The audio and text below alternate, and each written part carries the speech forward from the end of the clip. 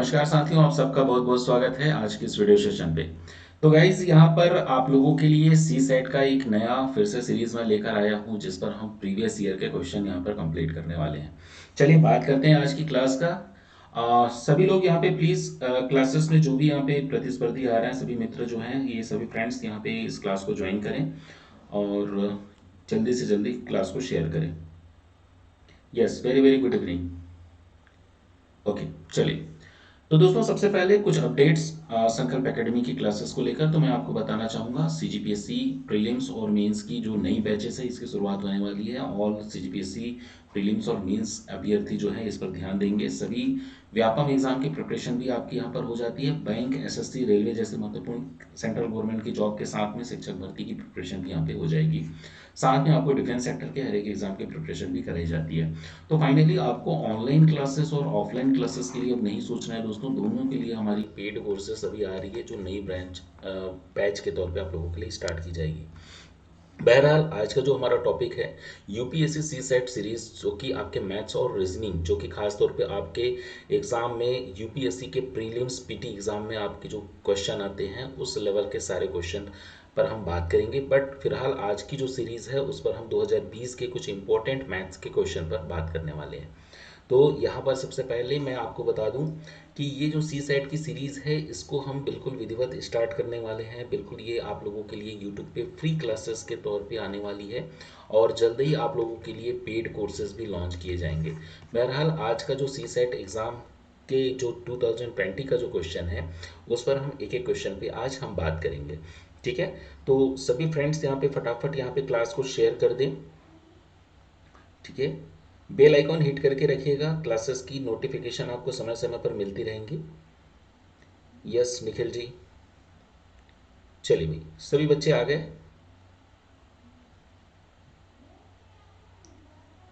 जी बिल्कुल,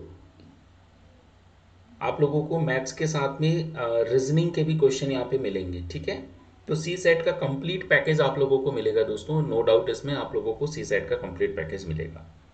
ओके, तो चलिए भाई सबसे पहले आज आप लोगों की स्क्रीन पर मैंने 2020 का 2020 का जो क्वेश्चन है वो आप लोगों के लिए रखा है जहां पर हम बात करेंगे। पहला क्वेश्चन आज आप लोगों की स्क्रीन पे है। क्वेश्चन क्या दिया हुआ है कि ये मैथ्स का क्वेश्चन है 2020 का। If you have two straight sticks of the length 7.5 feet and the 3.25 feet, what is the minimum length can you major.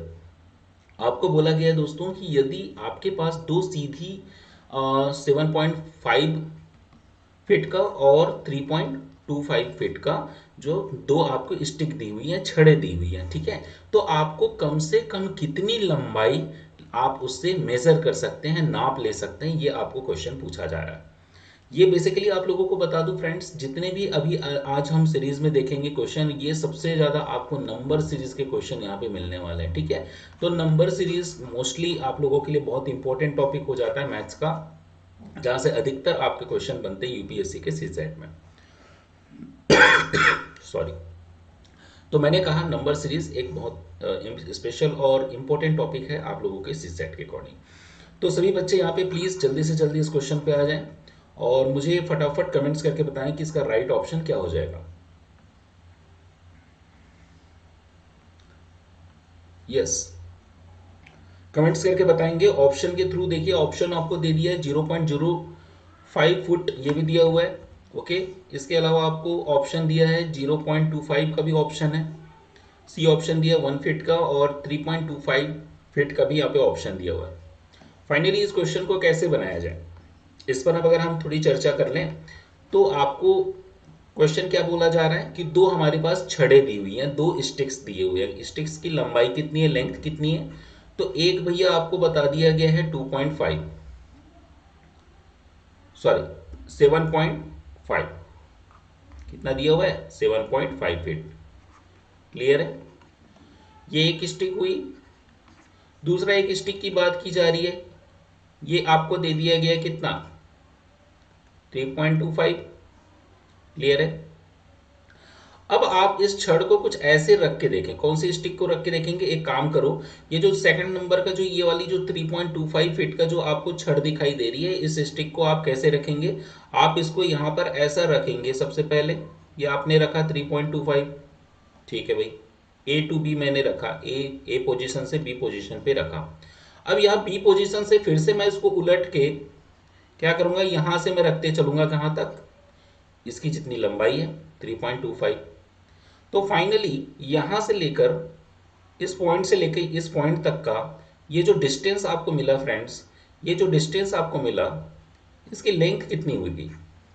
तो इसकी लेंथ निकालने के लिए क्या करेंगे, 3.25 प्लस 3.25 दोनों ऐड हो जाएगा। ऐड हो जाएगा तो कितना मिलेगा आपको, 6.2 3.25 3.25 ऐड कर लो तो ये हो जाएगा आपका 6.5।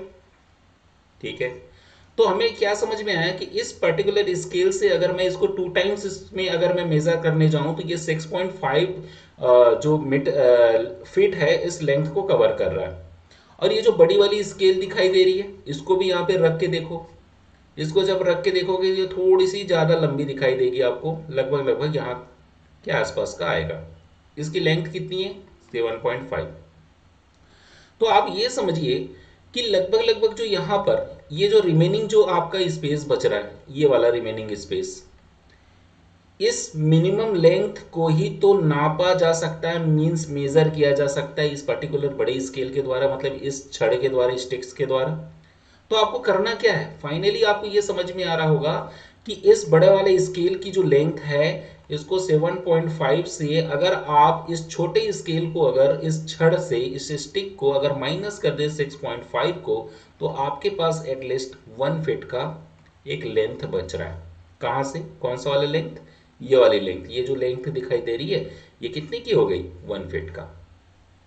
तो हम फाइनली क्या कहेंगे यहाँ पे कि हमारा जो आंसर हो जाएगा गाइज, हम कहेंगे कि सी ऑप्शन, 1 फुट की जो लंबाई है, 1 फीट की जो लंबाई है, ये लंबाई जो है ये मिनिमम लंबाई हो सकती है जिसको हम इन पर्टिकुलर दोनों स्टिक्स के माध्यम से हम नाप सकते हैं। तो फाइनली हमारा आंसर क्या हुआ कि आप कम से कम कितनी लंबाई की जो है लेंथ नाप सकते हैं, तो आप कहेंगे 1 फीट का। क्लियर है?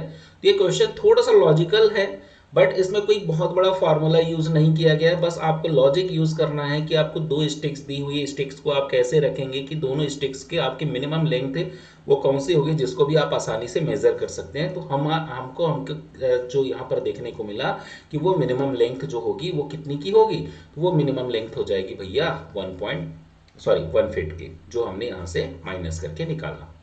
ठीक है, तो ये फर्स्ट क्वेश्चन है, क्वेश्चन 2020 में पूछा गया, 2020 सी सेट का एग्जाम का क्वेश्चन है फ्रेंड्स। ठीक है, आप इस वीडियो के डिस्क्रिप्शन पे जाइएगा तो आपको ये प्रीवियस ईयर के क्वेश्चन मिल ही जाएंगे।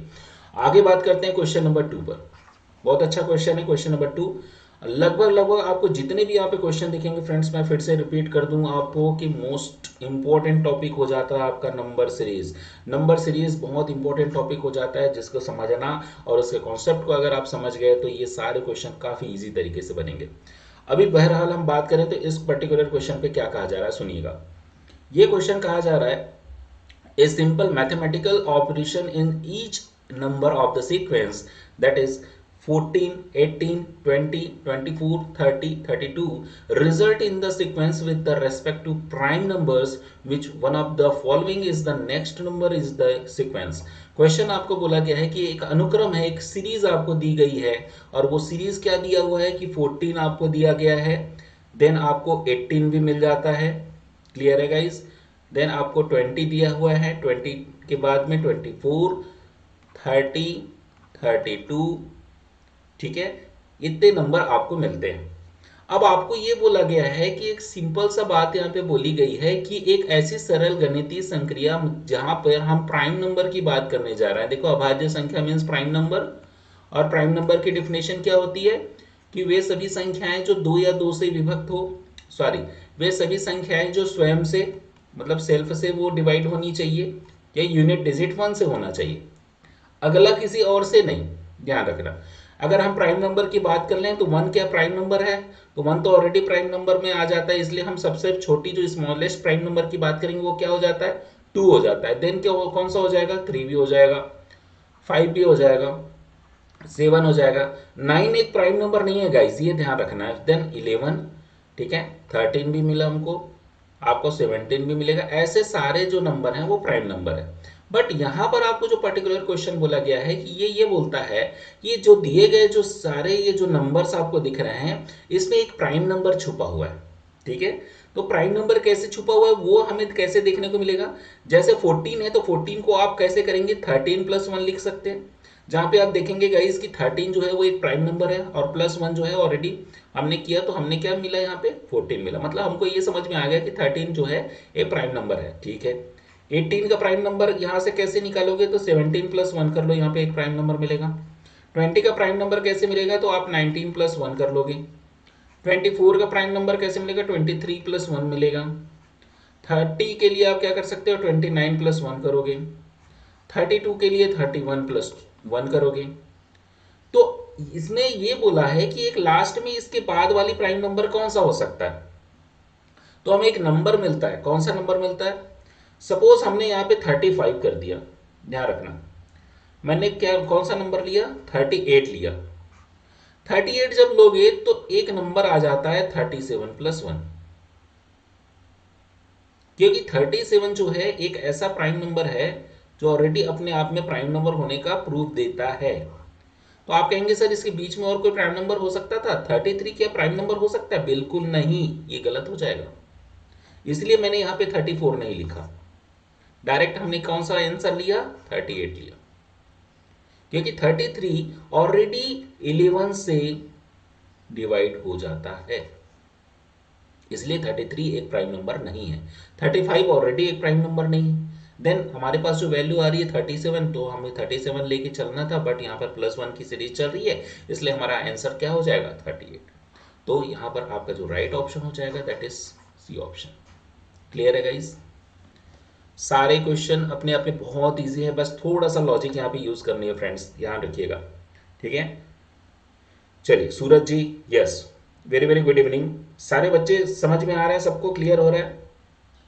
यस, आगे बढ़ते हैं। चलिए क्वेश्चन नंबर 3, थर्ड नंबर का, तीसरे नंबर का एक क्वेश्चन आ गया हमारी स्क्रीन पे। इस थर्ड नंबर के क्वेश्चन पे बात की जाए।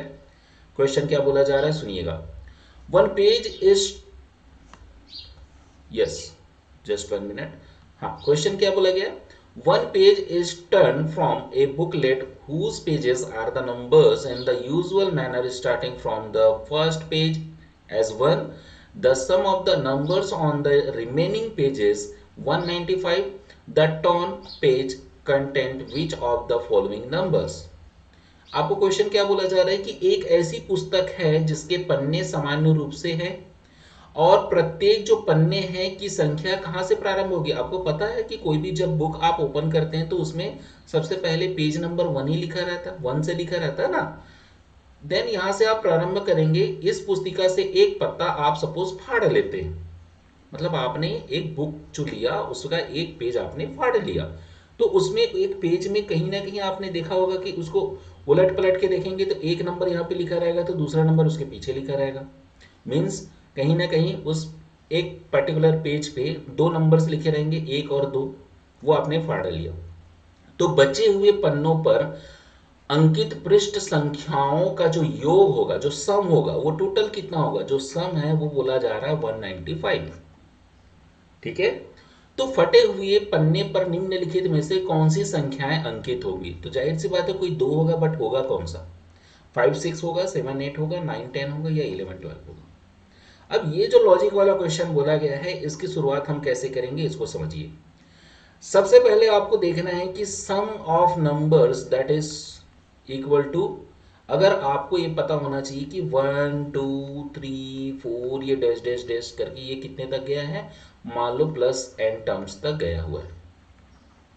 तो इसका बेसिकली फार्मूला क्या होता है कि sigma n is equal to होता है वही आपका n into n plus 1 divided by 2। ये फार्मूला थोड़ा सा ध्यान रखिएगा आप लोग।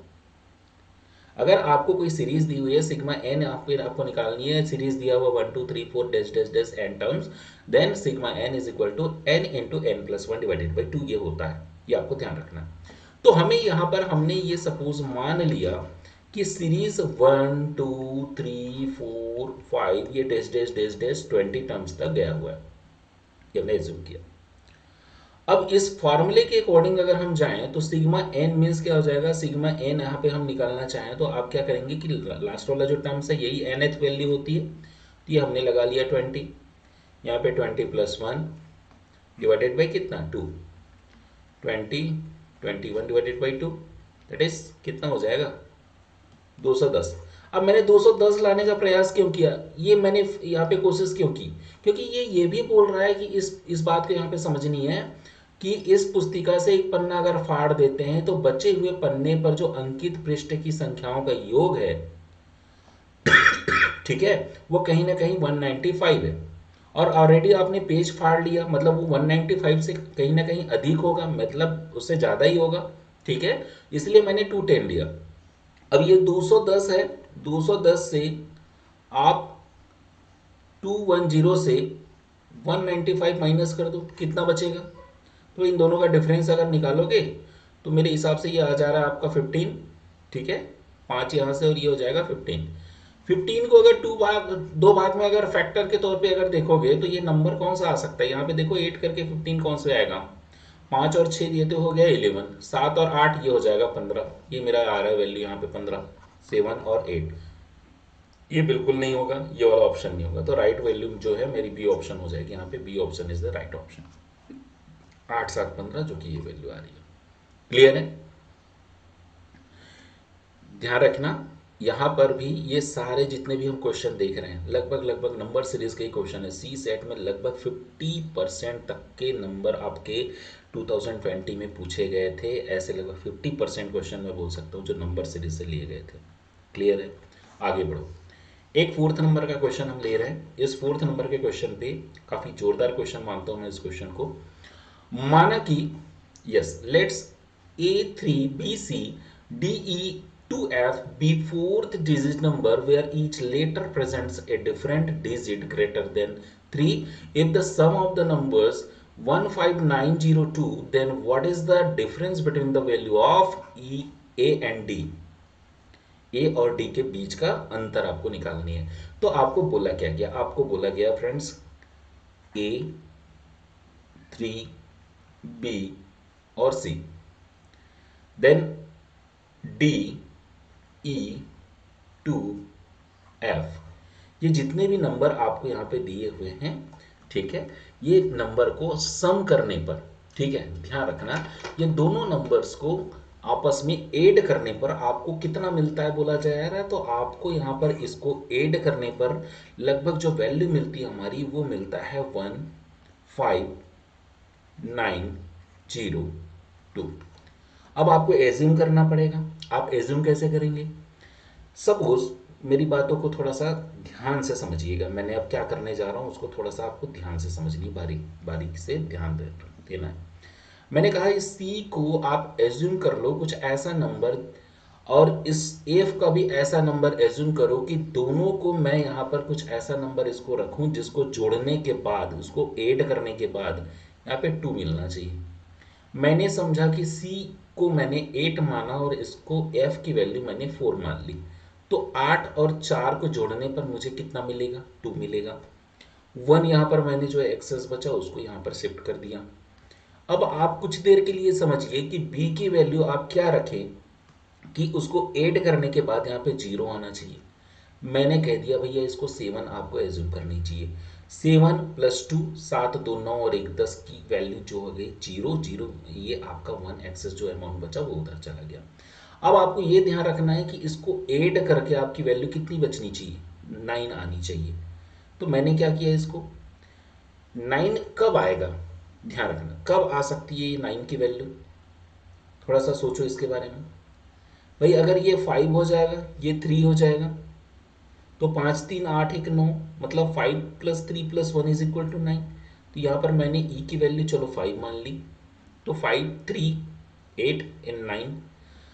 अब यहाँ पर डी और ए की वैल्यू क्या होनी चाहिए, तो गाइस आपको पता है कि इस वैल्यू को लाने के लिए मुझे ज़्यादा मशक्कत नहीं करनी है। मैंने कुछ देर के लिए मान लिया कि ए की वैल्यू 8 मान लिया, तो 7 इसकी वैल्यू मान ली, तो 8 7 15 8 8 16 होता है, 16 होता है, देन 8 7 हो जाएगा 15 हो जाएगा, 8 plus 7 is equal to 15।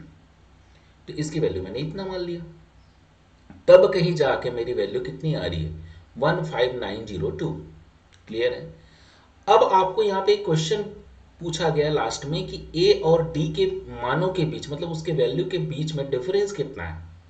What is the difference between the value of A and D. तो a माइनस डी करने पे मेरी वैल्यू कितनी आ रही है, ये आपसे पूछा जा रहा है। तो देन फाइनली यहाँ पे मैं क्या बोलूँगा कि 8 माइनस 7 करोगे भाई तो कितना वैल्यू आ जाएगा, 1 आ जाएगा। क्योंकि देखो मैंने एज्यूम क्या किया, a की वैल्यू मैंने 8 मानी और d की वैल्यू मैंने कितना मान लिया, 7 माना। देन डिफरेंस कितना हो गया, 1 का हो गया। तो इस आधार पे आप क्या कह सकते हो। अच्छा, कुछ बच्चे ये भी बोल सकते हैं भाई कि इसके वैल्यू अपन और कुछ मान सकते हैं क्या। जस्ट 1 मिनट, एक मिनट, एक बात और हो सकती है। कौन सी बात।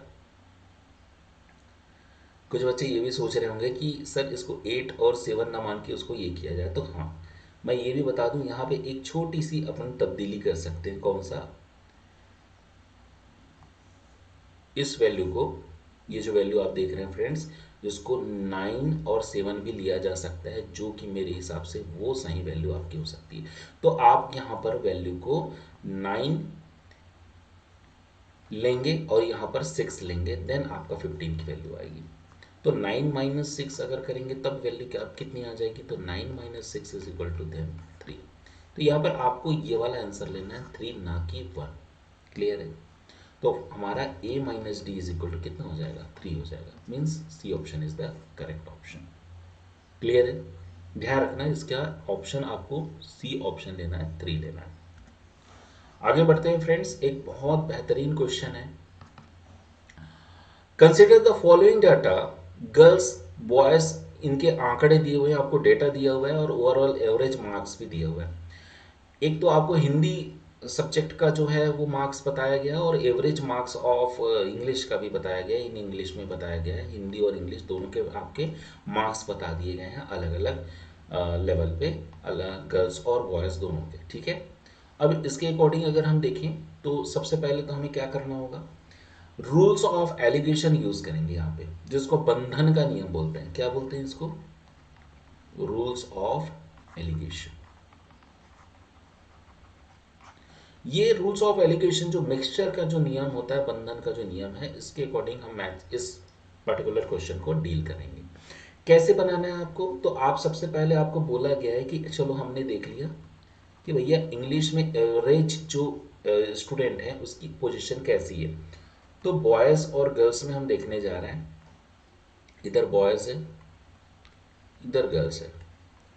यहाँ पे हम देखें कि इंग्लिश की पोजीशन कैसी, तो इंग्लिश में मैं देख रहा हूँ कि बॉयज़ की जो कंडीशन है वो अगर 8 है, ठीक है, किसमें, इंग्लिश में, तो बॉयज़ की कितनी है, 8 है। देन गर्ल्स की इस पर वैल्यू कितनी दी हुई है, मुझे 9 दी हुई है, देख सकते हैं यहाँ पे दोनों वैल्यू है मेरे पास। यहाँ पे एवरेज जो है उसको हम यहाँ पर लिखते हैं, रूल्स ऑफ एलिगेशन में ऐसे ही वैल्यू रखते हैं ना, 8.8। इसको एलिगेट करेंगे, मीन्स इसका डिफरेंस देखेंगे। तो 8.8 से इसका अगर हम माइनस करें तो यहाँ पे आपकी वैल्यू कितनी निकल के आएगी, 0.8 निकल के आएगा। इतना तो क्लियर है। और यहाँ पर 9 माइनस अगर 8.8 किया जाएगा तो यहाँ पे वैल्यू कितनी आ जाएगी, 0.2 आ जाएगी। इन दोनों में जो कैंसिल हो रहा है उसको बिल्कुल कैंसिल कर दे, तो 2 चौक 8 हो जाएगा, 2 एकम 2 हो जाएगा। इसका रेशियो फाइनली 1:4 हो जाएगा। ये रेशियो हमारा आ गया। अब सेम कंडीशन हमारा अप्लाई हो रहा है कहाँ पे, हिंदी सब्जेक्ट के लिए। अगर हम हिंदी सब्जेक्ट की बात करें तो समझो यहाँ पे हिंदी में गर्ल्स की, पहले इधर बॉयज़ लिख लें, बॉयज़ की और यहाँ पे गर्ल्स की, दोनों की क्या स्थिति दी हुई है। आपको अगर बोला गया है कि जब 7 जो है मार्क्स आ रहे हैं बॉयज़ के, तो 8 मार्क्स जो होंगे वो गर्ल्स के होंगे। तो एवरेज आपका कितना हो जाएगा, x हो जाएगा, ये आपको बोला गया है। इन दोनों का डिफरेंस देखेंगे तो यहाँ पे वैल्यू कितनी आ जाएगी, 8 माइनस एक्स हो जाएगी। ठीक है, कितनी आ जाएगी वैल्यू। अच्छा, ये वैल्यू हमने निकाल दिया है कि इसका एवरेज कितना आ जाएगा, तो एवरेज हमने यहाँ पे निकाल लिया, कितना हो जाता है एवरेज, यहाँ पे 1 हो जाता है, तो यहाँ पे इसकी एवरेज हो जाएगी 4।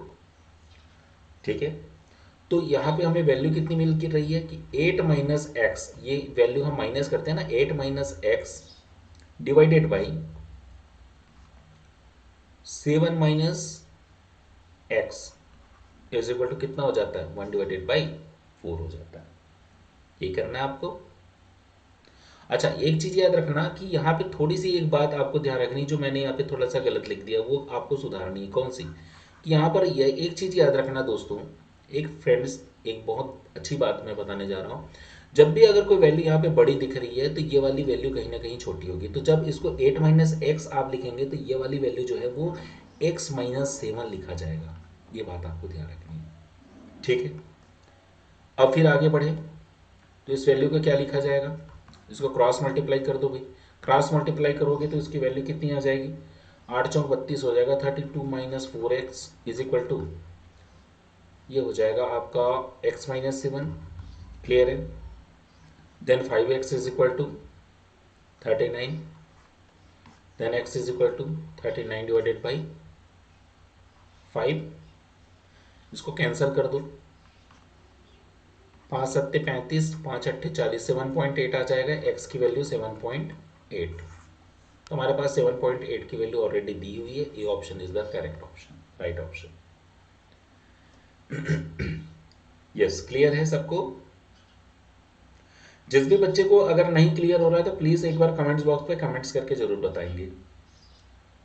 सभी को क्लियर है? चलिए भाई, शानदार, बहुत बढ़िया।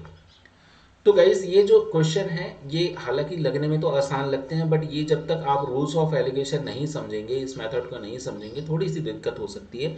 बट ये क्वेश्चन मैं मानता हूँ कि काफ़ी अच्छा क्वेश्चन है और काफ़ी संतुलित क्वेश्चन है, सभी से आसानी से बनेंगे। ठीक है, अब एक बढ़िया क्वेश्चन हम लेने जा रहे हैं, नेक्स्ट क्वेश्चन, जो कि आप लोगों की स्क्रीन पे है, क्वेश्चन नंबर 6। इस क्वेश्चन पे थोड़ा सा गौर फरमाएं सभी लोग। यहाँ पे बोला जा रहा है फ्रेंड्स कि how many integers are there between 1 and 100 which have 4 as the digit but are not divisible by 4। कहने का मतलब क्या हुआ कि आपको गाइस 1 से लेके 100 तक के मध्य, मतलब इसके बीच में, है ना, इसके बीच में ऐसे कितनी जो पूर्ण संख्या हो सकती है, होल नंबर हो सकता है, कंप्लीट नंबर हो सकता है, ठीक है, होल नंबर हो सकता है, जो पूर्ण संख्या हो सकती है, जिसमें अगर सपोज हमने जैसे 13 कहा तो 13 ना होके वो 14 होना चाहिए। ठीक है, तो ऐसी वैल्यू आनी चाहिए जिसके कहीं कम से कम यूनिट डिजिट पे कौन सा बैठा हो, 4 बैठा हो, लेकिन कहीं ना कहीं वो 4 से डिवाइड नहीं होनी चाहिए।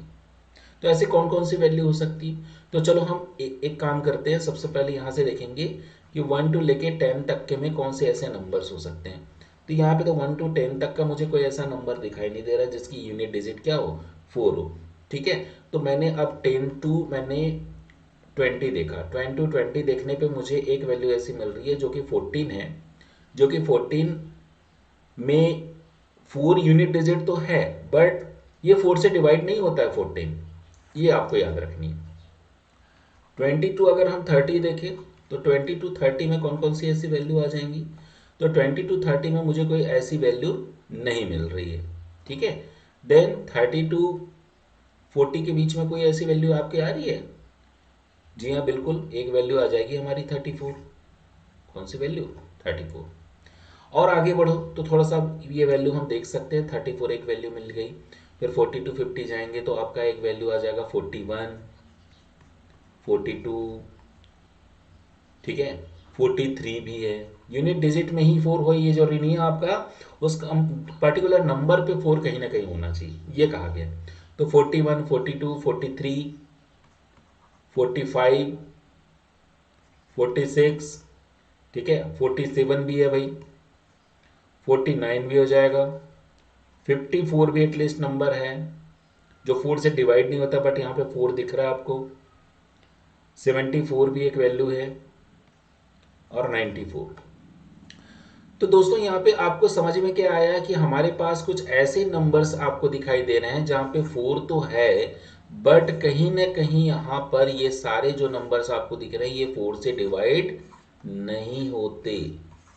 तो ये नंबर्स कितने हैं, तो इसको आप काउंट कर लो, 1 2 3 4 5 6 7 8 9 10 11 12। तो मुझे ऐसे 1 टू 100 के बीच में ऐसे लगभग 12, मतलब 12 ऐसे मुझे नंबर्स मिले जो कहीं ना कहीं 4 से डिवाइड नहीं होते। होता है गाइस। तो ऐसे नंबर्स कितने हुए 12। तो यहाँ पर आपको सही मार्क्स जो टिक करनी है, आपको जो है ना आंसर लेना है वो आप क्या लेंगे 12 लेंगे। तो 12 is the right option. Clear है। लॉजिक है, छोटा छोटा लॉजिक है, इसमें बहुत बड़ा कॉन्सेप्ट लगा नहीं है। सिंपल सी बात लिखी गई है कि 1 से लेकर 100 तक के बीच में ऐसी कौन सी संख्याएं हैं जिसमें 4 तो है, 4 तो है, बट वो 4 से डिवाइड नहीं होता वो नंबर। ठीक है। तो ये इतने आपके समझ में आ जानी चाहिए कि 1 to 100 के बीच में टोटल 12 आपके ऐसे नंबर्स हैं जहाँ पे आपको 4 दिखाई देंगे, बट ये नंबर आपके 4 से डिवाइड नहीं होते गाइस। आगे बढ़िए। एक बड़ा और ही अच्छा और अच्छा प्रश्न मानता हूँ, एक अच्छा क्वेश्चन मानता हूँ मैं। ये आ चुका है आपकी स्क्रीन पे क्वेश्चन नंबर 7 के तौर पे। बोला जा रहा है फ्रेंड्स यहाँ पे the question, the average, question क्या है, the average, yes, the average age of the teacher and the 3 students is the 20 years. If all the 3 students are the same age and the difference between the age of the teacher and each student is 20 years, then what is the age of the teachers? बोला जा रहा है friends कि एक शिक्षक है, एक शिक्षक है और टोटल 3 स्टूडेंट हैं, मतलब टोटल पर्सन हो गए 4। इन चारों की जो एवरेज एज है, एवरेज एज है, ये बोली गई है 20।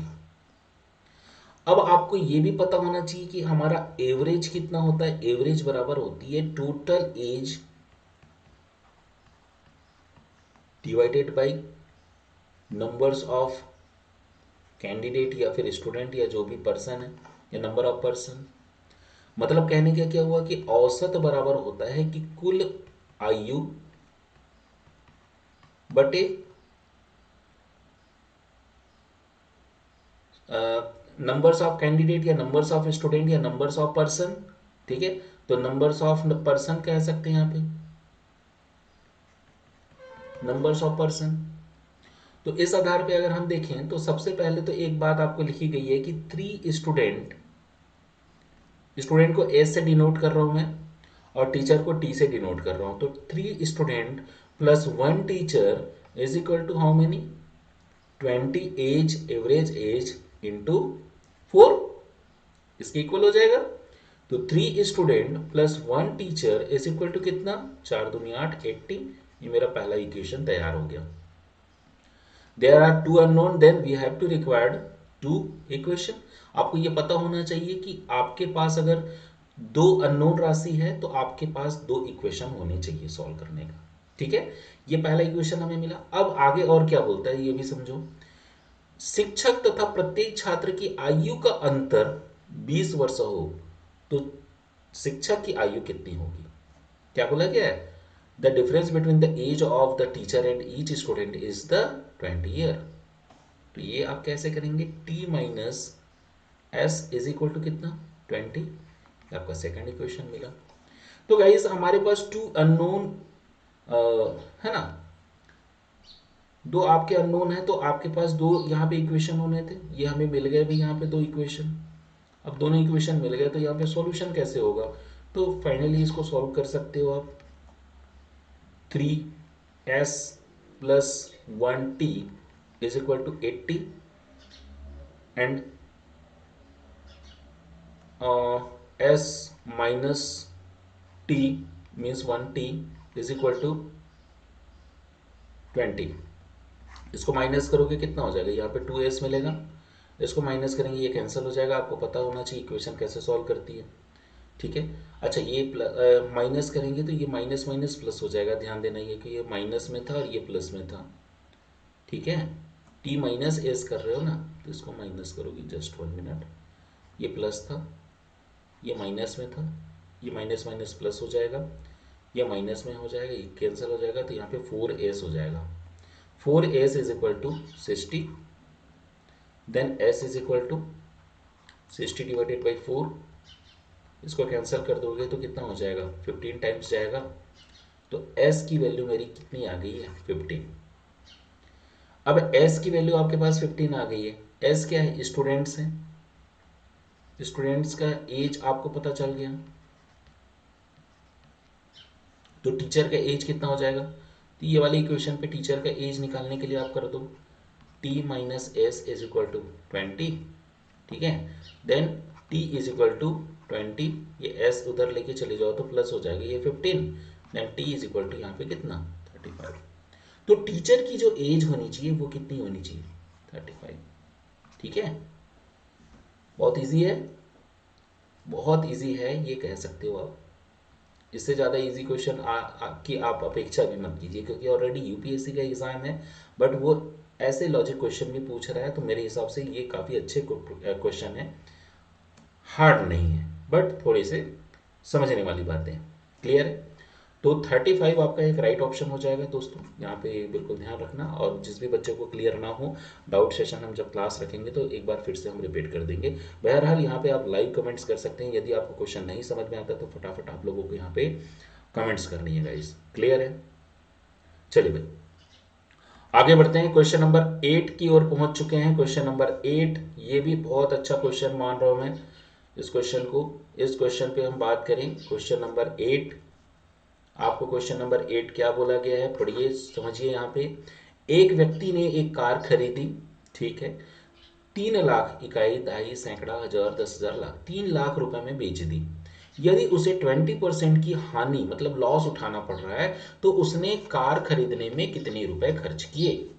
A person bot A car and the sold it for 3 lakh. If he incurred a loss of 20%, then how much did he spend to buy the car?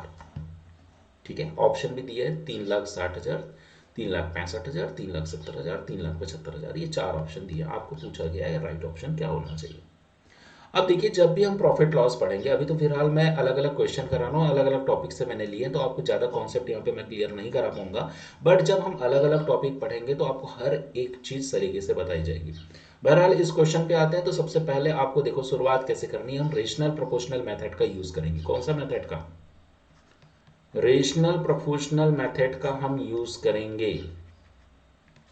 अब इस मेथड में करना क्या रहता है समझिए। इस मेथड में आपको सिंपल सी बात है, जो रेट ऑफ इंटरेस्ट किया है गाइस, उसको आपको कुछ ऐसा बनाना है कि 20% कितना होता है, तो 20% को आप जब डिवाइड करोगे 100 से तो ये आपको मिलेगा 0 0 कैंसल और 2 पंचे 10, मतलब ये 1/5, जो कि एक रेशियो मिल रहा है, जहाँ पे 1 को आप अगर 20% लॉस समझें तो कहीं ना कहीं ये 100% पे ही ये लॉस आपको दिखेगा। इज इट क्लियर है। मैंने क्या कहा, फिर से रिमाइंड आपको बता दूं कि ये जो 20% रेट ऑफ इंटरेस्ट आपको दिया हुआ है, इसको आपको थोड़ा सा चेंज कर लेना है, जिसको रेशियो के तौर पे लाना है। 1/5 रेशियो जो मिला, ये कहीं ना कहीं 1 जो है आपका 20% लॉस दिख रहा है, कितने पे, 100% पे। क्लियर है। अब चूंकि लॉस हो रहा है, हानि हो रही है, इसलिए आप इसको 5 को जो है, ये जो 5 है कहीं ना कहीं ये आपके कॉस्ट प्राइस हो जाएगी, तो माइनस जो है लॉस कितने का हो रहा है, 1 का हो रहा है। तो आपको ये समझ में आना चाहिए कि कहीं ना कहीं आपकी सेलिंग जो प्राइस होगी वो कितना हो जाएगा, 4 हो जाएगा। तो हमने क्या कहा कि सेलिंग आपका, selling price SP, selling price हो गया आपका, cost price CS, cost price CP आपका ये हो गया। तो हम सीपी रेस टू अगर एस पी करें तो सी पी का आपका रेशियो कितना मिल रहा है आपको, तो सी पी कहीं ना कहीं अगर 5 है तो सेलिंग प्राइस आपका 4 आ जा रहा है। ठीक है। और ऑलरेडी ये भी समझो कि ये जो आपका एस पी है, सेलिंग जो प्राइस है, ठीक है, उसने है ना एक व्यक्ति ने कार खरीदी और इतने में बेच दी, तो बेचने वाला जो रकम था, जो पैसा है, वो कितना है, टोटल 3 लाख है, 3 लाख है, ये मैंने लिख दिया। 3 लाख, इकाई, दहाई, सैकड़ा, हजार, 10,000, लाख, 3 लाख लिख दिया मैंने। ये 3 लाख इस 4 का कितना गुना होगा, तो 4 से इसको डिवाइड कर दो, तो कितना हो जाएगा, 4 0 टाइम्स 0 टाइम्स, और कितना हो जाएगा 5 टाइम्स 75। तो हम ये समझेंगे कि 4 जो है वो 7500 मल्टीपल है किसका, इस 3 लाख का। तो कहीं ना कहीं सीपी भी हमारा कितना हो जाएगा, इसी 7500 का मल्टीपल होगा। तो 5 से 5 शून्य शून्य, 5 शून्य शून्य, 5 पंचे 25 का 5, हासिल है 2, और 5 सत्ते 35, 2 37। तो मेरी वैल्यू आ जा रही है 3,75,000। ठीक है। कितना आ रहा है वैल्यू, एक बार देख लो सब लोग निकाल के, वैल्यू कितनी आ रही है। एक बार फिर से मल्टीपल कर लो भाई, ये 5 दिया, 5 शून्य शून्य, 5 शून्य शून्य, 5 पंचे 25 का 5 हासिल है 2 और 5 सत्ते 35, 2 37। ठीक है, 37,500 आ रहा है मेरा। ओहो, एक जीरो और आएगा ना, एक जीरो और आएगा भाई, 400, 400, ये हो गया 4 सत्ते 28 का, 4 सत्ते 28 और 2 गया, 4 पंचे 20, 4 सत्ते 28, 4 पंचे 20, 4 शून्य शून्य, 4 शून्य शून्य, 4 शून्य शून्य, ये 10, एक और जीरो आएगा। तो हमारी जो वैल्यू आ गई है फ्रेंड्स 3,75,000, ये मेरी राइट वैल्यू आ रही है, जो कि मैं डी ऑप्शन लूंगा। इस बेस पे मैं कह सकता हूं कि D option is the right option. तो आई होप कि ये भी क्वेश्चन आपको समझ में आ रहे होंगे। प्रॉफिट लॉस का एक सिंपल सा फंडा यहाँ पे मैंने लगाया, बहुत बड़ा नहीं है, आसानी से समझने वाली चीज़ है। बट इस चीज़ को और अच्छे से समझना है तो आपको हमारे रेगुलर बैच में आना होगा, जो कि आपको अलग अलग टॉपिक वाइज पढ़ाए जाएंगे। जब वहाँ पर हम पढ़ेंगे तो इसको और भी अच्छे से शार्प तरीके से उसको समझेंगे। ठीक है, तो आगे बढ़ते हैं। अभी फिलहाल एक नए क्वेश्चन पे, जो कि नंबर सीरीज का एक पहला एक अच्छा क्वेश्चन फिर से आ चुका है बेसिक कॉन्सेप्ट पर, इस क्वेश्चन पे बात करें। क्वेश्चन नंबर सीरीज है हमारी, ये 9वें नंबर का क्वेश्चन, 9th नंबर का क्वेश्चन है। क्वेश्चन बोला जा रहा है, how many zeros are there at the end of the following product, 1 into 2 into 10 into 15 into 20 into 25 into 30 into 35 into 40 into 45 into 50 into 55 into 60।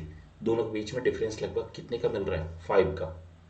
तो 5-5 के अंतर में आपको ये मल्टीपल दिया हुआ है, और इस पे आपको बोला गया है कि सारे को आपस में, ये जितने भी नंबर्स आपके दिए हुए हैं सबका अगर टोटल मल्टीपल करोगे तो वो टोटल मल्टीपल आपका टोटल कितना होगा, वो टोटल कितना गुना होगा, और जो वैल्यू आपकी बहुत बड़ी जो वैल्यू आएगी उसमें नंबर ऑफ जीरो कितने होंगे, ये आपको पूछा गया।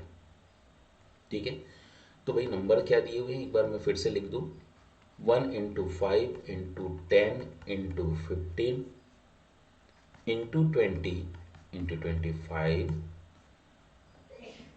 30 35 40 45 50 55 60।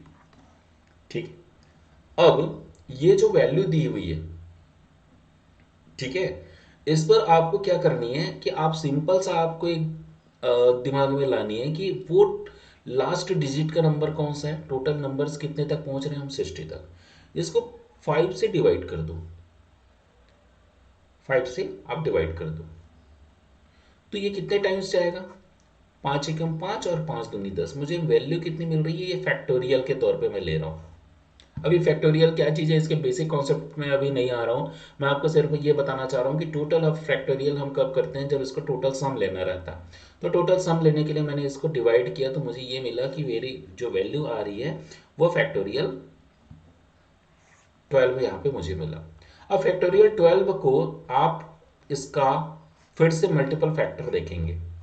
मल्टीपल फैक्टर निकालने के लिए क्या कर सकते हैं, 2 से डिवाइड कर सकते हैं। अब 2 से ही डिवाइड क्यों कर रहे हैं, इसका भी बात समझो। इसको 2 से डिवाइड करने का कारण क्या है कि मल्टीपल ऑफ 5 मल्टीप्लाई ऑफ 5, ये जो नंबर है इसमें 2 की पावर कहीं ना कहीं कम होगी, 2 की पावर क्या होगी, कम होगी। ठीक है, तो 2 से डिवाइड करना मतलब कैसे करेंगे, 2 6 टाइम, 2 3 टाइम्स, और 2 को फिर से हम 3 को डिवाइड करने वाले हैं, तो रिमेनिंग आपका जो कहना चाहिए रिमाइंडर बचेगा, शेषफल कितना बचेगा, 1 बचेगा। अब आपको क्या करना है कि ये जो वैल्यू दिख रही है आपको, उसको यहाँ से आपको ऐसे कैंसिल कर देनी है, और ये वाली वैल्यू यहाँ से ऐसे कैंसिल कर दी, मतलब फर्स्ट रो और फर्स्ट कॉलम को आपको कैंसिल कर देनी। तो आपका जो वैल्यू बच रहा है वो वैल्यू कौन सी है, 6 + 3 + 1, सभी को प्लस कर दो, तो 6 + 3 9 + 1 = 10।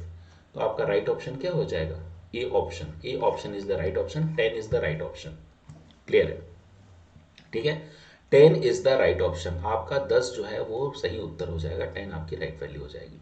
ठीक है, तो ये जो कॉन्सेप्ट है इसको सीखने के लिए फिर से आपको रेगुलर क्लासेस में हम बैठाएंगे, जहाँ पे आपको इस फैक्टोरियल वाली चीज़ के बारे में अच्छे से बताएंगे।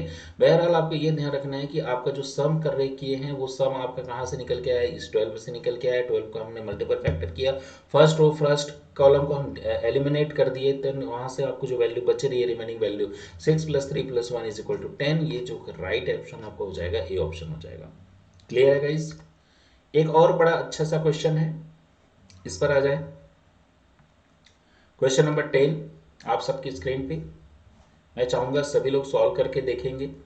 सबसे ये क्वेश्चन बनने चाहिए। क्वेश्चन नंबर 10 क्या बोला गया?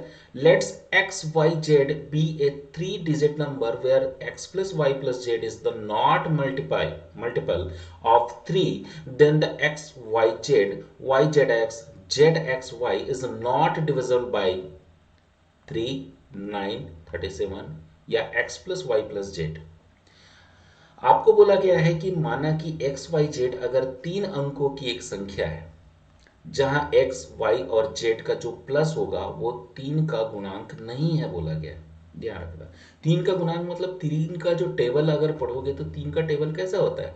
3 दूनी 6, 3 तिया 9, 3 चौक 12, 3 पंचे 15, ऐसे ही आप पढ़ते हैं। 3 2 6, है ना, ऐसे ही आप पढ़ते हैं।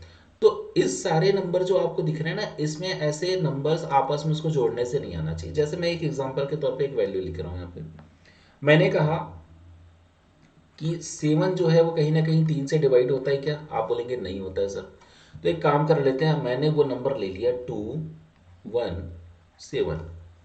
217 को आपस में ऐड करके देखेंगे। ओहो, 217 नहीं, 213 कर लो, 214 कर लो, 214 कर लो। तो 2 + 1 + 4 इन सभी को आपस में जब ऐड करोगे तो ये वैल्यू आ जाती है 7, जो कि 7 3 से डिवाइड नहीं होता। ठीक है, समझिए इस बात को। तो 214 ये मैंने वैल्यू एज्यूम कर ली, जिसको मैंने x यहाँ पे इसको माना। यस, इसको मैंने x कह दिया, इसको मैंने y कहा और इसको z कहा। इसकी वैल्यू मैंने 2, इसकी वैल्यू 1 और इसकी वैल्यू 4 मैंने ले लिया। अब इसको अल्टरनेट अगर हम इस वैल्यू को अब थोड़ा सा इस हिसाब से देखें, कैसे कि यहाँ पे आपको देखिए पोजीशन क्या दी हुई है।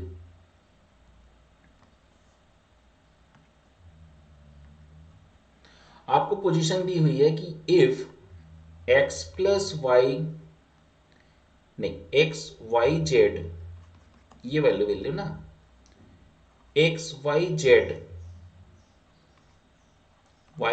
एक्स जेड एक्स वाई, इससे ये वैल्यू विभाजित नहीं है, ये कहना है।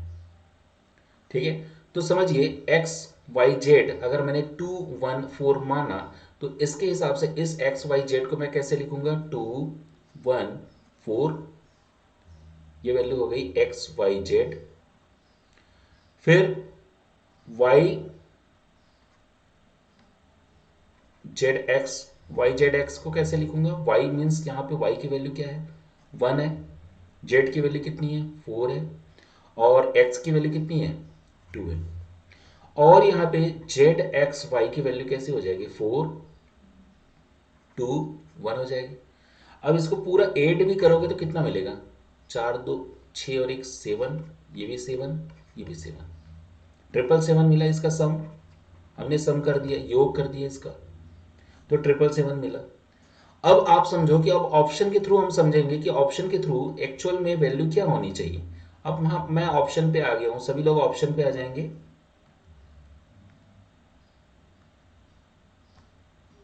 देखिए फ्रेंड्स, ऑप्शन में क्या बोला गया कि ये जो नंबर है, ये जो वैल्यू आई हुई है, ये नंबर क्या 3 से डिवाइड होता है?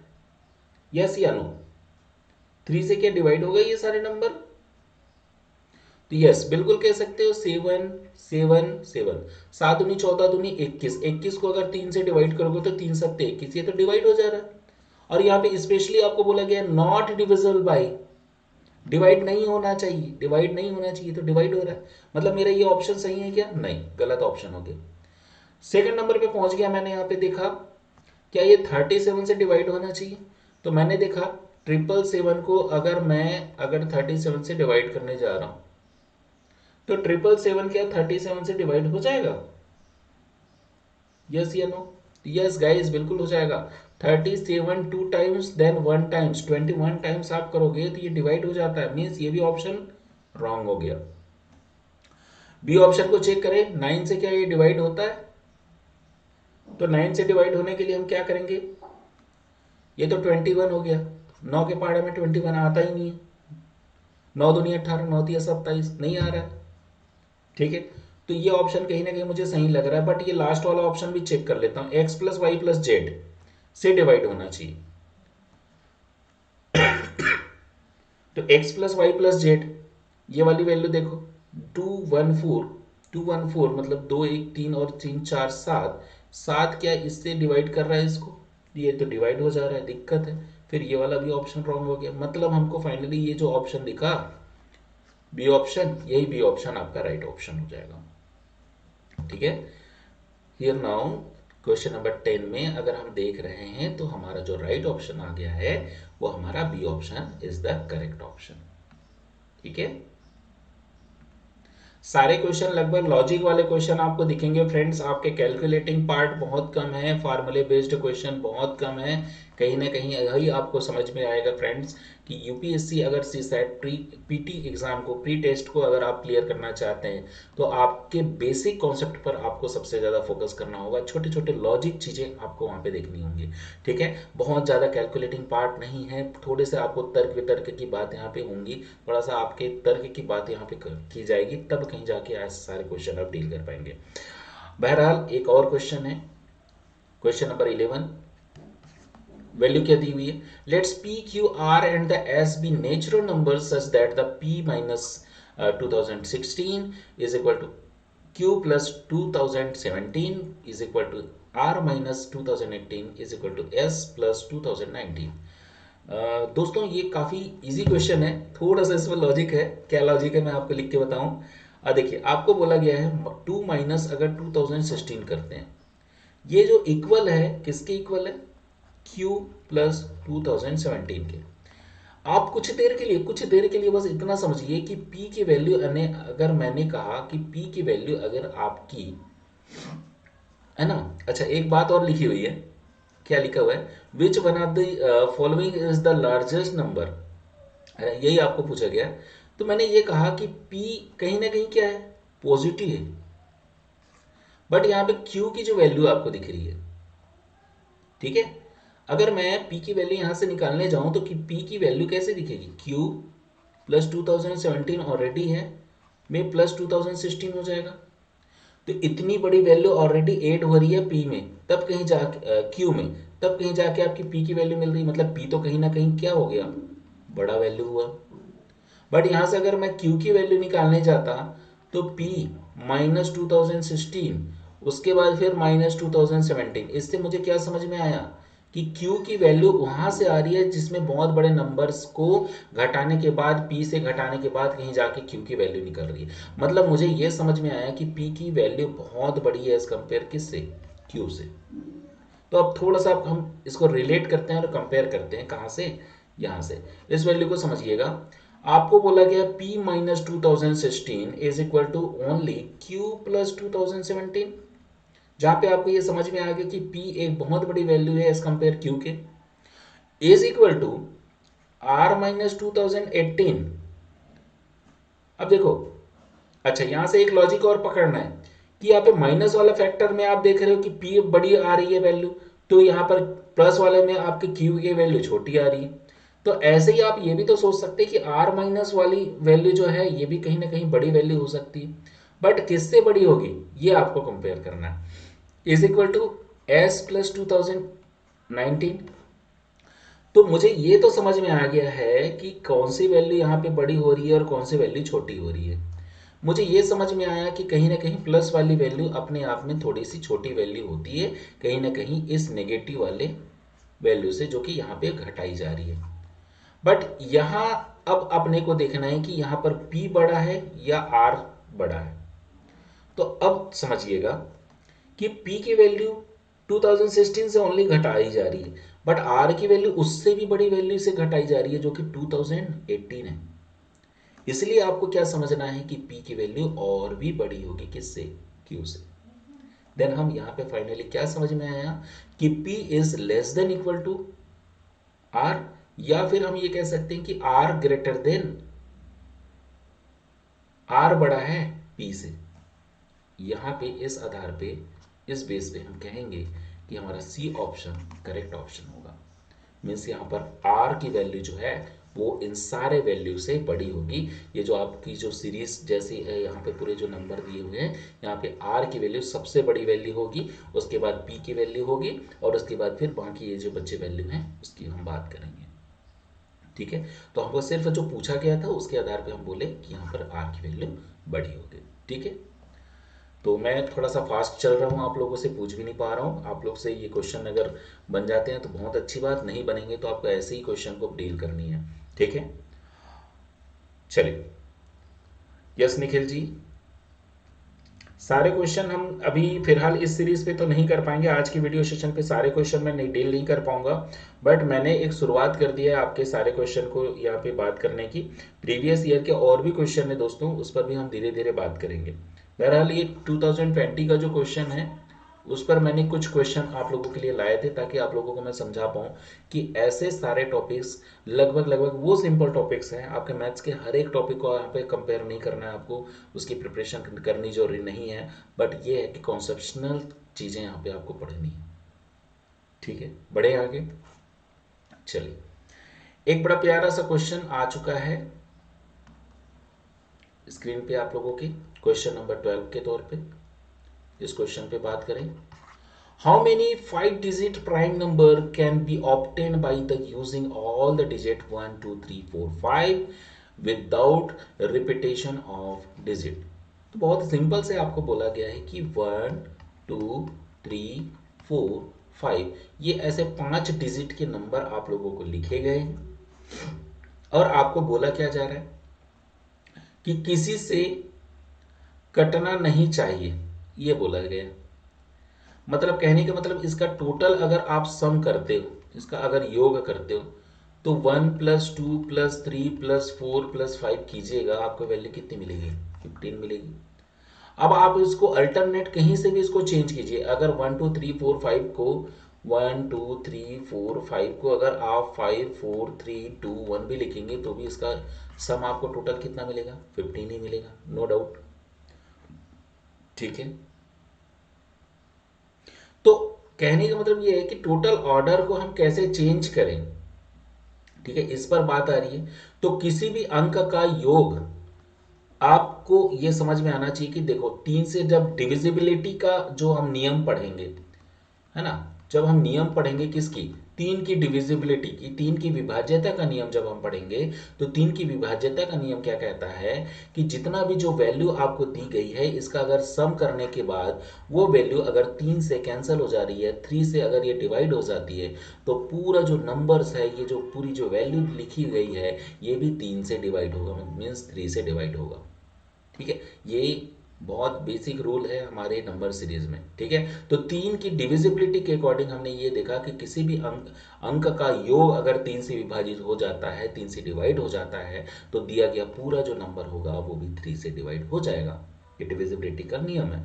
इस आधार पे आपको जो राइट ऑप्शन आपका जो आ रहा है यहाँ पे टोटल आ जाएगा 0।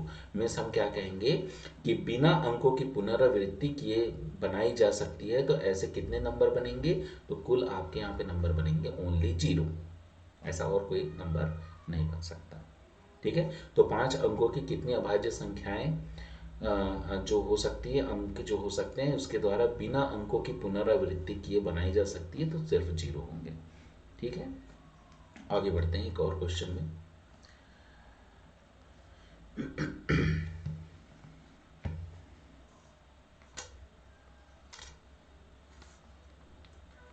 चलिए, क्वेश्चन नंबर यहाँ पे 51 के तौर पे एक क्वेश्चन है। इस क्वेश्चन पे हम बात करेंगे, दिया हुआ है, what is the greatest length x such that the 3:1 divided by 2 meter and the 8 complete 3 divided by 4 meter are the integral multiplies of the X. अधिकतम लंबाई x की क्या होनी चाहिए फ्रेंड्स, जिससे कि 3:1 divided by 2 meter and the 8 complete 3 divided by 4 meter x के पूर्ण गुणज हो। ये आपको क्वेश्चन पूछा गया। तो फिलहाल अभी ये देख लें कि 3 कंप्लीट 1 डिवाइडेड बाई 2 को क्या लिखा जाएगा, 3 दूनी 6 और 1 7/2 लिखेंगे आप इसको। और इसे क्या लिखेंगे, तो ये आप लिख सकते हो 8 चौक 32, 32 और 3 आप जोड़ लो तो 35 डिवाइडेड बाई 4। ये वैल्यू आ गई आप सबके पास में। अब आपको करना क्या है, तो आप एक याद रखिएगा, जब भी a डिवाइडेड बाई बी और c divided by D format पे जब भी आपको कोई भिन्न मतलब कोई फ्रैक्शन दे, कोई भिन्न वैल्यू दे, फ्रैक्शन वाली वैल्यू आपको मिलती है, तो आपको यहाँ पे अच्छा एक और बात, अधिकतम शब्द लिखा गया है, देखिए ये बात आपको पकड़नी है। जब भी हम एलसीएम और एचसीएफ पढ़ते हैं, ध्यान रखना, जब भी एलसीएम पढ़ा जाता है तो एलसीएम के क्वेश्चन में एक वर्ड लिखा जाता है छोटी से छोटी, द स्मॉलेस्ट वैल्यू। ऐसी कभी भी आपको शब्द मिलेंगे या फिर ऐसे वर्ड आपको पढ़ने को मिलेगा तो समझना कि वहां पे आपको क्या निकालनी है, एलसीएम निकालनी है। ऐसे ही जब एचसीएफ हाईएस्ट कॉमन फैक्टर जो निकाला जाता है तो आपको वहां पे अधिकतम शब्द या फिर हाईएस्ट वैल्यू की बात की जाती है। और जब ऐसी वैल्यू की बात की जाती है तो तुरंत समझ में आ जाना चाहिए कि हमें इस पर्टिकुलर क्वेश्चन क्या निकालनी है, एचसीएफ निकालनी है, हाईएस्ट कॉमन फैक्टर निकालनी है। अब मैंने ये कहा कि a डिवाइडेड बाई बी और c डिवाइडेड बाई डी, जब देयर आर टू फ्रैक्शन, आपको जब दो फ्रैक्शन यहाँ पे मिला गया है तो इसका HCF कैसे निकलता है। तो HCF का फॉर्मूला क्या हो जाएगा, आप बोलेंगे HCF इज इक्वल टू हो जाएगा सर यहाँ पे, HCF इज इक्वल टू हो जाएगा HCF किसका किसका, A और C का divided by LCM of B and D. ठीक है, तो HCF of A and C कितना हो जाएगा, HCF ए और सी का कितना हो जाएगा, तो यहाँ पे ए की वैल्यू कितनी दी हुई है, ये आपको फॉर्मेट दिया हुआ है यहाँ पे, a डिवाइडेड बाई बी मतलब 7/2 और 35 डिवाइडेड बाई 4। यहाँ पे a की वैल्यू दी गई है HCF ऑफ 7 एंड 35 का, एंड एलसीएम ऑफ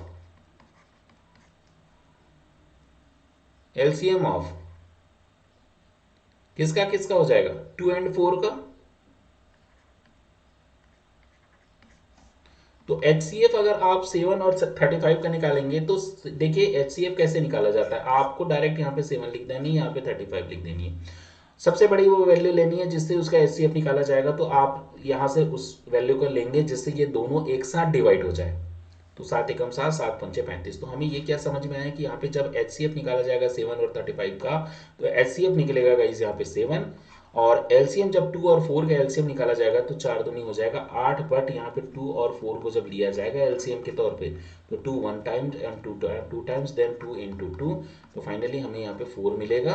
तो एलसीएम आपका यहाँ पे हो जाएगा 7 डिवाइडेड बाई 4, और 7 डिवाइडेड बाई 4 को फिर से आप डिवाइड कर लो तो 4 एकम 4, यस 4 1 टाइम्स और 4 सत्ते 28 और 4 पंचे 20। 1.75 इज द राइट ऑप्शन। ठीक है, क्लियर है, राइट ऑप्शन 1.75। अच्छा 1.75 नहीं करना चाह रहे हो तो इसको जिस लेवल पे आपको पूछा गया वो आंसर ले सकते हो। तो कैसे करोगे, 4 1 टाइम गया तो 4 1 टाइम्स जाएगा तो रिमेनिंग आपका कितना बचेगा, 3 बचेगा रिमाइंडर, डिवाइडेड बाई 4। तो 1:3 1 complete 3 divided by 4, 1 complete 3 divided by 4 आपका ऑप्शन दिया है गाइस यहाँ पे डी ऑप्शन। ठीक है, D option is the correct option. बोलिए सबको समझ में आया, क्या सारे क्वेश्चन क्लियर हुए आप सबको, फटाफट कमेंट्स करके बताएंगे। चले भाई बहुत बढ़िया, सुंदर। चले अब सिर्फ हमारे दो ऐसे और क्वेश्चन रह गए जो मुझे काफ़ी अच्छे से मुझे लगा कि इसको आपको बताना चाहिए और जरूरी भी है इस क्वेश्चन को समझना, क्योंकि ऐसे पैटर्न के क्वेश्चन आपके लगभग लगभग पूछे जाते हैं। बस बहुत सारे बच्चे ऐसे क्वेश्चन को भी डील नहीं कर पाते जो सिर्फ 2 लाइन का क्वेश्चन है दोस्तों। ठीक है, यहाँ पे आपको क्वेश्चन दिया है 2020 का क्वेश्चन है और सी सेट का, उस क्वेश्चन पे हम बात कर रहे हैं। आपको क्वेश्चन क्या दिया हुआ है, आपको बोला गया है, हाँ जी, आपको क्वेश्चन बोला गया the recurring decimal presentation 1.272727 dash dash dash is equivalent to which option? 13 divided by 11, 14 divided by 11, 127 divided by 99, 137 divided by 99। आपको बोला गया है कि आवर्त दशमलव निरूपण कितना किसके समान होना चाहिए। तो सबसे पहले तो भैया आप ये मान लो कि x इज इक्वल टू आपको दिया है 1.272727 डैश डैश डैश डैश। तो फ्रेंड्स आपको ये भी पता होगा कि जो नंबर रिपीट होते हैं उसके ऊपर आपको क्या करते हैं, जिस जो नंबर बार बार रिपीट हो रहा है उस नंबर को बार बार ना लिख के आप उसके ऊपर ऐसा बार का साइन लगा देते हैं, ये याद रखना है। ठीक है, तो हम इसको क्या लिखेंगे, x इज इक्वल टू 1.27। अब इसको डायरेक्ट सॉल्व करने वाले बच्चे जो जिनको अच्छे से जिनकी प्रिपरेशन है ना, इसका डायरेक्ट आंसर क्या लिखते हैं पता है? आपको इसका जब डायरेक्ट आंसर लिखना होगा तो आप क्या करोगे, इसको 127 एक बार ऐसे लिखोगे और -1 कर दोगे और डिवाइडेड बाई 99 लिखोगे और ये आपका आ गया 126 डिवाइडेड बाई 99, यही आपका राइट ऑप्शन हो जाएगा। तो आप कहेंगे सर ये ऑप्शन तो हमें दिखाई नहीं दे रहा, चलो भाई दिखाई देगा। इसको और डिवाइड कर सकते हो, 11 से जाएगा क्या ना, 9 से जाएगा, हाँ 9 से जाएगा, 9 एकम 9, 9 चौक 36, 9 11, तो 14/11 मुझे मिल रहा है, 14/11 ये आ गया आपका बी ऑप्शन। तो आप कहोगे सर ये तो 2 लाइन में आपने बना दिया बट इसका कॉन्सेप्ट हमको नहीं समझ में आया। चलो भाई, अब मैं इसका कॉन्सेप्ट समझा रहा हूँ कि इसका एक्चुअल में ये जो आंसर डायरेक्ट हमने लाई ये आता कैसे है, लाते कैसे हैं भाई, इसकी बात को अब समझो। मैंने कहा गाइस, मैंने क्या कहा कि आपको x इज इक्वल टू दिया है 1.27 और मैंने इसका बार लगा दिया। अब मैंने कहा इसको एक इक्वेशन मान लो, चलो इक्वेशन ना मान के अभी इसको लिख लेते हैं x is equal to 1.272727 dash dash dash dash. फिर मैंने कहा इसको पहला इक्वेशन इसको मानी, इसमें मल्टीप्लाई कर दो 10 का, तो 10 का मल्टीप्लाई करोगे तो आपको कुछ ऐसा दिखेगा ये, ठीक है।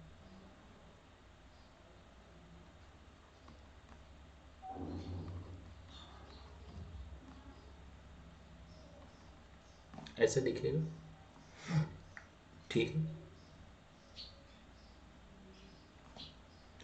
या फिर एक काम और कर सकते हो, क्या पता है, इसका कॉन्सेप्ट समझाने के लिए मैं इस क्वेश्चन को थोड़ा सा दूसरे तरीके से लिख रहा हूँ, आपको बहुत अच्छे तरीके से मैं इसको क्लियर करना चाहूँगा।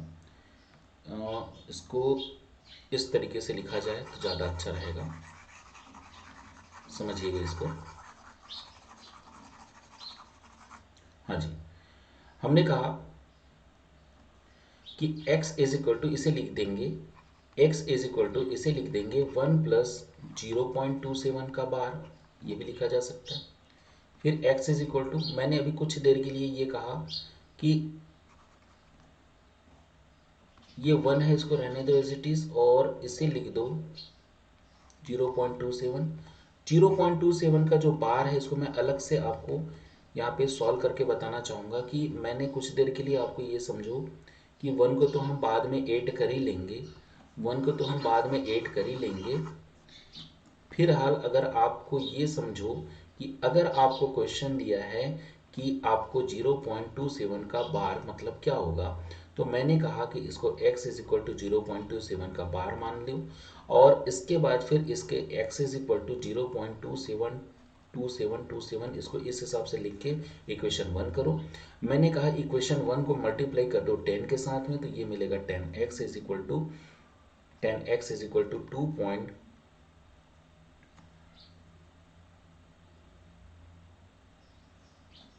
हाँ जी, ये 10 के साथ हो जाएगा तो 2.7 2.7 ऐसे कुछ ये वैल्यू दिखेगी।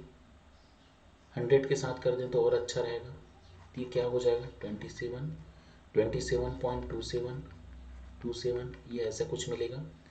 अब 10x में इसी वैल्यू को मैं माइनस कर रहा हूँ तो ये आपको मिल जाएगा 0.27 dash dash dash dash, minus इसको कर दोगे तो यहाँ से 9x मिलेगा। इधर भी 100 से मल्टीप्लाई किए तो 99x हो जाएगा। देखो मल्टीप्लाई मैंने 100 से किया ना कि 10 से, तो 99x मुझे मिला। तो यहाँ पे आपको क्या मिलेगा 27 मिलेगा। Then x is equal to 27 divided by 99, ये वैल्यू मेरी आ गई। अब मैंने कहा कि x प्लस इतने की वैल्यू मैंने निकाल दिया। क्या निकाला कि 1 प्लस 27 डिवाइडेड बाई 99 मैंने निकाला। इसको आप थोड़ा सा और सॉल्व कर लो तो x is equal to 99 plus 27 कितना हो जाएगा, तो आपका हो जाएगा 127 126 और ये 99, मतलब हमारी वैल्यू वही 14/11।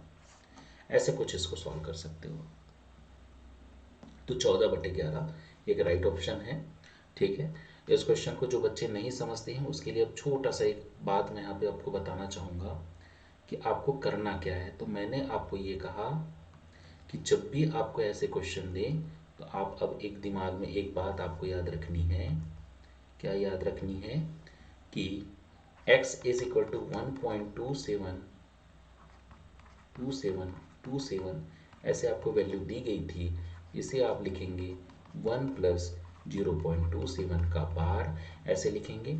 फिर आपको क्या करना है 1 प्लस 27 जिसके ऊपर बार है उसको एक बार ऐसे आप लिखेंगे और डिवाइडेड बाई जिसके ऊपर बार है उसके कारण से डिनोमिनेटर में आपको 9 रखना है। मतलब 2 के ऊपर में भी अगर बार है तो उसके कारण से 19 और 7 के ऊपर में बार मतलब 1 टाइम 9 फिर रखना है। फिर x इज इक्वल टू इसको आप सिंप्लीफाई कर दो तो 99 टू 27 8 हो जाएगा। 99 के साथ में ये हो जाएगा 126/11, कैंसिल करोगे 99 कैंसिल करोगे 14/11 इज द करेक्ट आंसर। तो आपको ध्यान क्या रखना है कि आपको ध्यान ये रखना है कि जिसके ऊपर बार है उसके कारण से नीचे में डिनोमिनेटर में जितने के ऊपर भी बार रहेगा उतने टाइम्स आपको 9 रखने होंगे। क्लियर है। एक लास्ट क्वेश्चन हमारा स्क्रीन पे आ चुका है। ये हमारा आज का इस टॉपिक का लास्ट क्वेश्चन। अच्छा, दो क्वेश्चन आपके पास बच गए हैं। ठीक है, 2 क्वेश्चन रह गए हैं। हाँ जी,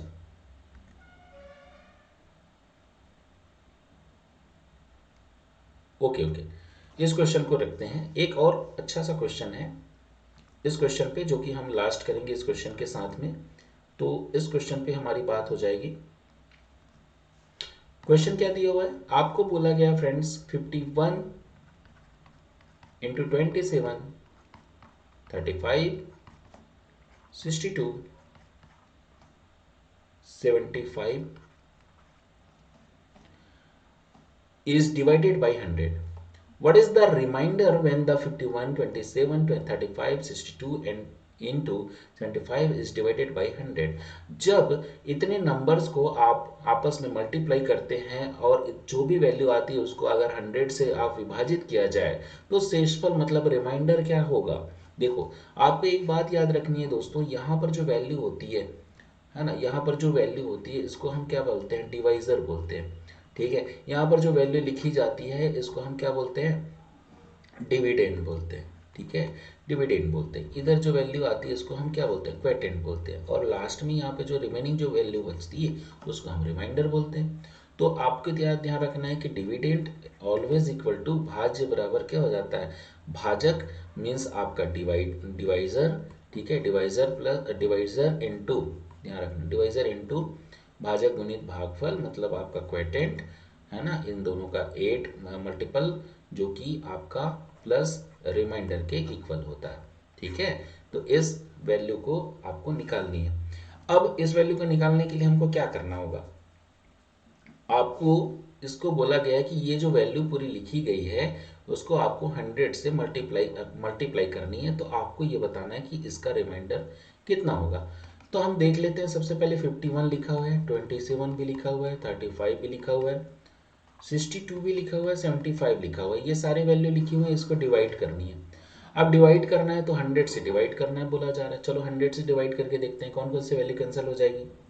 तो कैंसिल करने के लिए आप ये वाली वैल्यू ले लो, इसको डिवाइड कर दो किसके साथ में, कितने टाइम्स में जाएगा, 2 बार में जाएगा, 2 टाइम्स में। हाँ भाई, 2 तिया 6, 2 छक्के 12, 4 से भी जा सकता था, 4 एक कम 4 4। हाँ ठीक है, ठीक ठीक। चलो ये 4 टाइम्स किया और 4 2 टाइम्स और जाके इसको डिवाइड कर लो, कहाँ से, ये वाली वैल्यू फिर से कैंसिल हो जाएगी। तो यहाँ पे 31 और ये 75, 5 से गया तो आपकी 3 बार में। ठीक है, तो मेरे पास वैल्यू कितनी आ गई है, 51, 27, ठीक है, 35 multiply 31 into 3 divided by only 2 बचा। अब 2 से इसको जब भी डिवाइड करोगे सब नंबर को अलग अलग, जैसे मैंने क्या कहा कि अगर 51 को 2 से डिवाइड करोगे तो लगभग लगभग रिमाइंडर कितना बचेगा, +1 बचेगा। तो यहाँ पे मेरा अगर मैं वैल्यू देख लो, देखो एक एक वैल्यू को मैं अगर डिवाइड करते जाऊंगा फ्रेंड्स तो आपको समझ में आते जाएगा। 2 से इसको डिवाइड करोगे तो +1 यहाँ पे आपको रिमाइंडर बचेगा। यहाँ से भी 2 को डिवाइड करोगे तो +1 रिमाइंडर यहाँ से भी बचेगा, यहाँ पर भी +1 का रिमाइंडर, यहाँ पर भी +1 का रिमाइंडर, यहाँ भी एटलीस्ट +1 का रिमाइंडर। तो मुझे ये समझ में आया कि लगभग लगभग जो रिमाइंडर मेरा आ रहा है वो +1 का आ रहा है। ठीक है, रिमाइंडर मेरा कितने का आ गया है, +1 का आ गया। यहाँ पे कैंसलेशन रूल हम यूज करेंगे, ध्यान रखना। कौन सा वैल्यू हम याद कर रहे हैं, कैंसलेशन, कैंसलेशन रूल हम यहाँ पे यूज करेंगे। और कैंसलेशन रूल के हिसाब से आपको एक बात अब याद रखनी है। कौन सी बात याद रखनी है कि सबसे पहले हमने कैंसिल करने के लिए कौन सी वैल्यू ली थी, तो यहाँ पे सबसे पहले हमने 25 से डिवाइड किया था, 25 चौक 100 किया था और यहाँ पे 25 दिया 75 किया था। ठीक है, दूसरे बार में मैंने एक और वैल्यू कौन सी ली, 2 लिया था, तो ये 2 भी मैंने लिया। तो कैंसलेशन रूल के हिसाब से आपका 2 वैल्यू मुझे मिल गया, 25 और 2। इन दोनों वैल्यू से मैंने ऊपर नीचे न्यूमरेटर और डिनोमिनेटर को मैंने कैंसिल किया। क्लियर है, 25 और 2, तो 25 और 2 का आपस में मल्टीपल करोगे तो ये हो जाएगा कितना, 50। ठीक है, तो यहाँ पे आपको यहाँ पे 50 है, कैंसिलेशन रूल के हिसाब से 50 यहाँ पे मुझे मिला। अब 50 जो मिल गया है यही तो मेरा राइट ऑप्शन हो जाएगा, यही तो मेरा कहना है कि यहाँ पर हम ये कह सकते हैं कि शेषफल टोटल कितना बचेगा जब ये इतने सारे बड़े वैल्यू को आपस में मल्टीप्लाई करोगे और 100 से डिवाइड करोगे तो शेषफल क्या होगा, तो हमारा राइट ऑप्शन क्या हो जाएगा कि राइट जो आंसर होगा वो 50 हो जाएगा। ठीक है, तो कैंसलेशन रूल क्या होता है, आगे हमारी और भी सीरीज आएगी जिस पर हम बात करेंगे कैंसलेशन रूल, और ढेर सारे ऐसे कॉन्सेप्ट देखेंगे सीखेंगे जिस पर हमें बहुत सारे और नंबर ऑफ क्वेश्चन सॉल्व करने में आसानी होगी। ठीक है, तो आई होप कि ये सारे कुछ क्वेश्चन देख के आपको ये फील जरूर हो रहा होगा दोस्तों कि कैसे कैसे टॉपिक और कैसे ऐसे रीजनिंग कहने वाले ऐसे तर्क वाले क्वेश्चन आपके सी सेट के अकॉर्डिंग पूछे जाते हैं जो कि यूपीएससी के अकॉर्डिंग आपको ध्यान रखना होगा। और प्रीवियस ईयर के और भी नंबर ऑफ क्वेश्चन मैं सॉल्व करके आपको जरूर बताऊंगा जिसमें आपको समझना होगा कि कैसे हम एक एक क्वेश्चन पर अपन ध्यान भी रख सकते हैं और थोड़ी बहुत प्रैक्टिस करके भी हम इस सेट को ईजी बना सकते हैं। ठीक है, आज के लिए बस इतना ही। आई होप, मैं आशा करता हूँ कि ये सारे क्वेश्चन आपको अच्छे लगे होंगे, और अगर अच्छे लगे हैं तो डेफिनेटली इसको चैनल को लाइक शेयर करना ही करना है, और ये जो घंटी दिखाई दे रही है इस बेल आइकॉन को हिट करके रखिएगा ताकि समय पर नोटिफिकेशन मिलती रहे और हमारे आने वाले क्लासेस के बारे में आपको जल्द ही अपडेट मिलती रहे। आज के लिए बस इतना ही दोस्तों, फिर से मुलाकात होगी, तब तक के लिए थैंक यू एवरीवन।